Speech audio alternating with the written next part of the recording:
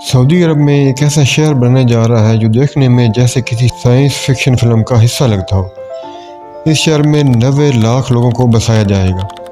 एक ऐसा मुस्तकबिल का शहर जो एक लाइन में डिज़ाइन किया गया होगा, यानी 170 किलोमीटर लंबी लाइन। ये लाइन ऊंचाई में 500 मीटर ऊंची होगी। ये ईफल टावर की ऊंचाई से भी ज़्यादा ऊंची होगी।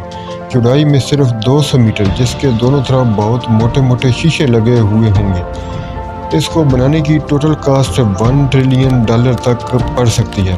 सऊदी अरब का इसको 2030 तक मुकम्मल करने का इरादा है। क्या ऐसा पॉसिबल है? और ऐसे मेगा प्रोजेक्ट के क्या फ़ायदे और क्या नुकसान हो सकते हैं, और इसका बाकी दुनिया पर क्या असर पड़ेगा? आइए जानते हैं इस वीडियो में। सऊदी अरब का जब भी जिक्र किया जाता है तो दो चीज़ें सबसे पहले ज़हन में आती हैं, रेगिस्तान और तेल। दिन में टेम्परेचर 45 से भी बढ़ जाता है और रात को सहरा होने की वजह से ठंड पड़ जाती है। माशी तौर पर सऊदी अरब दुनिया की 18 लार्जेस्ट इकॉनमी है और ये ज़्यादातर तेल पर इन्हिसार करती है। इसकी बड़ी एक्सपोर्ट तेल ही है और इसका दुनिया के सबसे बड़े तेल पैदा करने वाले मुल्कों में शुमार होता है। जिस तरह दुनिया भर के मुल्क अपनी तेल पर इकॉनमी ख़त्म कर रहे हैं, लिहाजा सऊदी अरब भी अपनी इकॉनमी को डाइवर्स कर रहा है।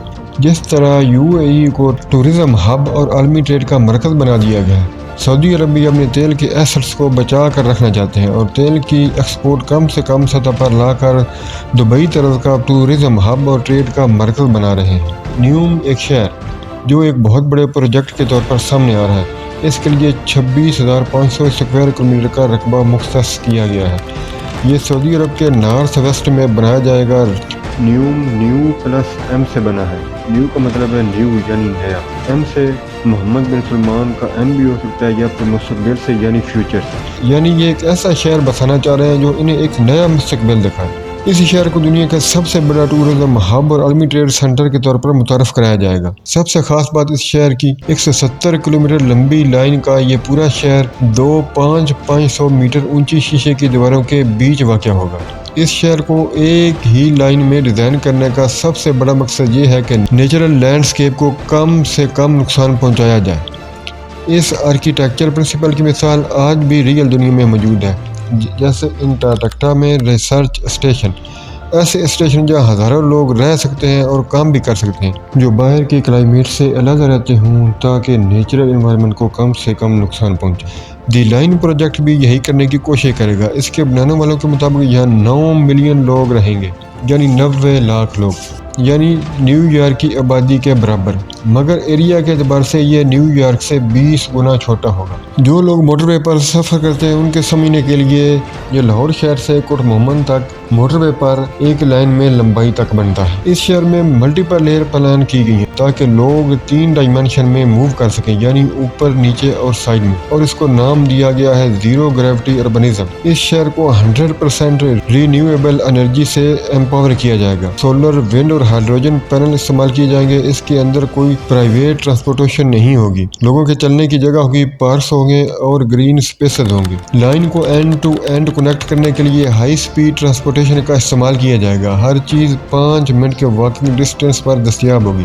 और अंदर के टेम्परेचर को कंट्रोल करने के लिए एक अलग से सिस्टम भी बनाया जाएगा ताकि बाहर की गर्मी का अंदर असर ना पड़े। इस लाइन का एक एंड समुद्र तक जाएगा, लिहाजा ये ट्रेडिंग के लिए भी इस्तेमाल होगी, क्योंकि दुनिया का 30% ट्रेड का हिस्सा सुएज कैनाल से होता हुआ गुजरता है। यहाँ पर एक एयरपोर्ट भी बनाया जाएगा जिससे दुनिया की 40% चीजें 6 घंटे के फासले पर वाक़ होंगी। इस लाइन प्रोजेक्ट को मुकम्मल करने में सबसे पहला प्रॉब्लम आएगा पैसे का। इस प्रोजेक्ट को फाइनेंस किया जा रहा है सऊदी पब्लिक फंड से, जिसके पास बहुत पैसा है, मगर तेल पर इन्हिसार होने की वजह से ये फंड मुतासर हो सकता है। कीमतें गिरती रहती हैं, जैसे कि 2020 में सऊदी अरब को $79 बिलियन का नुकसान उठाना पड़ा था।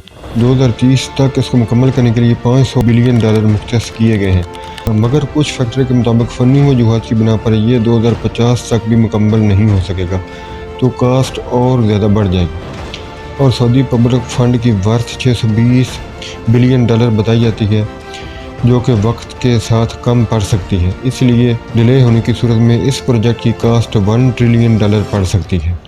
इन 170 किलोमीटर लंबी शीशे की दीवारों को बनाने के लिए एक बहुत बड़ी मिकदार اسٹیل، گلاس اور کنکریٹ کی درکار ہوگی، جو کہ 1.8 بلین ٹن کاربن ڈائی آکسائڈ خارج کرے گی، جو کہ برطانیہ کے 4 سال کے کاربن کے اخراج کے برابر ہوگی۔ اگر ساری پرابلمز اوور کم کر بھی لی جائیں تو کیا لوگ اس میں رہنا بھی چاہیں گے؟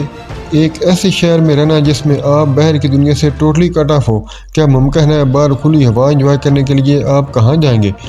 جب بھی باہر نکلتے ہیں تو شیشے کی اونچی اونچی دیواریں ہوں گی۔ یہ ایک رہنے لائق شہر کم اور سائنس فکشن ڈسٹوپیا زیادہ لگتا ہے۔ بڑی پرابلم ٹرانسپورٹ کو لے کر آتی ہے، یعنی بتایا جا رہا ہے کہ لین کے اینڈ ٹو اینڈ ٹریول کے لیے 20 منٹ لگیں گے، یعنی 500 کلومیٹر پر آور کے حساب سے بھی زیادہ۔ ریئل کی دنیا میں یہ ابھی تک بھی ممکن نہیں ہو پایا ہے۔ سب سے تیز رفتار ٹرین جو کہ چائنا میں چلتی ہے، اس کی سپیڈ 430 کلومیٹر پر آور ہے۔ جاپان میں ایک ٹیسٹ سپیڈ 600 کلومیٹر پر آور اچیو کی گئی ہے، مگر اس کو ابھی تک اپلائی نہیں کیا جا سکا۔ ریگولر سپیڈ میں دنیا ابھی تک 430 کلومیٹر سے آگے نہیں بڑھ پائی ہے، اور سارا شہر ایک ہی روٹ پر انحصار کرنے کی وجہ سے اگر اس میں ایک بھی پرابلم آ گئی تو پورا شہر کا ٹرانسپورٹ ڈیلے ہو جائے گا۔ آپ کو کیا لگتا ہے سعودیہ اتنا بڑا پروجیکٹ مکمل کر پائے گا؟ یہ مشکل لگتا ہے، کیونکہ اس سے پہلے جدہ ٹاور کو بھی ابھی تک سعودیہ مکمل نہیں کر پایا ہے، جو کہ نیوم سے ایک بہت ہی کم سطح کا پروجیکٹ تھا۔